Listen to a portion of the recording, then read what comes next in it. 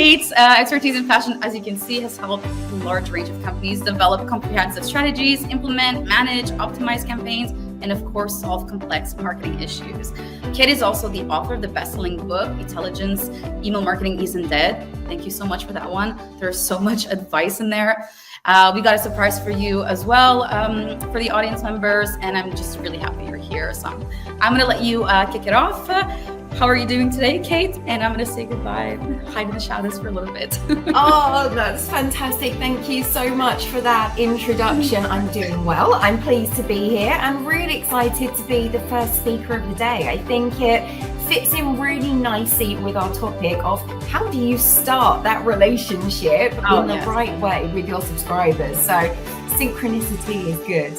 Can I switch to presenting my screen just so I can control it from this side? Is that all right? Yes, I'll let the Selzy team take care of that. I won't have the power to do it. Take over. Here we go.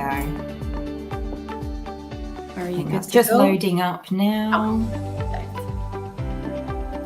Let me know when it switches over and you can see it, and then I can get started. Okay, fantastic. Is that showing on your screen now? Let me check if I go to the next slide. Is that showing for all of you? I don't know if I'm seeing yours or if I'm seeing Selzy's shared one. Let's see. It's like technical difficulties, guys. I can keep talking about you. No problem. No problem. Let me the best advice from your book was, as the one I used the most, I mean, everybody should be using it, was really understanding why people are sending emails. We tend to just send emails and we don't really have a good goal. Like, okay, we want to make money. Like, of course, we want to, interact. But a lot of people, when you really ask them, no, what is the purpose of this particular email? They kind of just send emails. And it's like, oh, there you go. We need better goals. That's my favorite one. Definitely, people should be definitely using that piece of advice more often when they're making decisions of pressing the send button. Absolutely. So, right, while we're figuring that out, we can kind of carry on, and I can talk you through as we start and get the technical bits sorted out. But I'll do a little introduction to myself to start with. My name is Kate Barrett, and I'm the founder and CEO of eFocus Marketing. Oh, here we go. I'm just going to share my screen with you. Here we go. That should be loading up anyway. And I'll talk to you later. Fantastic. Thank you. So, as I said, my name is Kate Barrett. I'm the founder and CEO of eFocus Marketing. And as Jana said, I've been working in email for well over 15 years, working with a range of businesses from small entrepreneurs just getting started all the way through to some really big name brands that you can see on your screen right now. And I've seen the good, the bad, and the ugly of email marketing. And what I wanted to do today was to bring you a story of something really good. How we took something from where it was, optimized it, expanded on it, really understood our audience and saw the success from it. And as Jana mentioned, I am the author of the best-selling book, Intelligence, Email Marketing Isn't Dead, the way you're using it is. So stick around until the end of my seminar and I'll give you a little surprise gift around that as well. So what are we going to be looking at today? Well, the first thing I just want to get us all on the page. Why are we welcoming those new subscribers? What are we looking at here? Then we're going to have a look at planning your series and the content within that. How do you lay it out? How do you engage that audience as you move through that initial journey with them?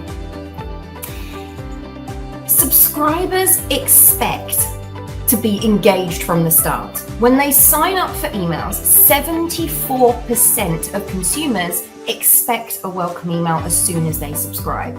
It's something that is now kind of commonplace practice, whether it's done well or not. And I see a lot of welcome emails in what I do. And there are elements that are missing that would really entice the subscriber.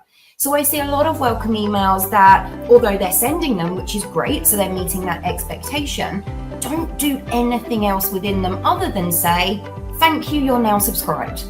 If you're lucky, you might get a call to action button clicking through. So we really want to take it beyond that. We want to understand what our subscribers need and how we can build that relationship to start driving them around the customer life cycle. Now, this is sometimes called customer journey, customer life cycle, and I define it in 5 key stages. So let me just talk you through those. The first stage is acquisition, and that's where we're going to be focusing today. Those first steps of a potential customer finding out about your brand, coming through onto your website, signing up for your emails. Now, when they do, you get the opportunity to then nurture them, take them through that relationship, that consideration stage, and pull them through what they need to know to get to purchase and experience. Now, depending on your business, that consideration stage could be 2 seconds, they're going to go and buy a pair of socks, or it could be a 6-month, 12-month consideration process. And that's where you can then adapt these strategies and timings and what you do to fit the needs of your business as well. Now, it's purchase and experience. We're not focusing on this today, but just give you a little bonus tip. This is where I see a lot of businesses going wrong, both B2B and B2C, but mainly B2C. Now, what we're doing here is when we get the purchase, we quite often send confirmation of your order, shipping confirmations, those kind of standard messages. Maybe you've even got a review message in there. But let's expand this. How do we make that purchase experience so good using email as the channel to deliver that, and potentially other channels mixed in a multi or omni-channel approach, of course. But how do we make it so good that it makes that loyalty stage where we want to be driving them back to buy again really easy? Think about how you can really understand how can you support your customers once they've made a purchase. What do they need to know? Not just upsell and cross-sell, but helpful experience to expand that. Then, of course, loyalty and advocacy, getting them back again, getting them to buy again more frequently, increasing average order value. All of those types of elements are coming into that loyalty stage. And then inevitably, there will be people within your list that go inactive, either with your brand to buy, or perhaps just with your email program, and you need to reactivate them. Now, one thing to mention here is that the consideration stage and the loyalty and advocacy stage are very similar.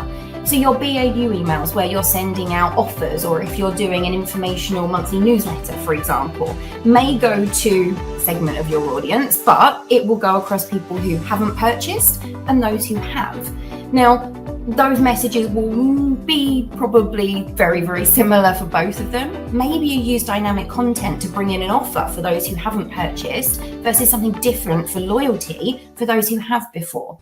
So dynamic content and using the tools that you have and the data that you have to change your content depending on where people are at in their journey with you.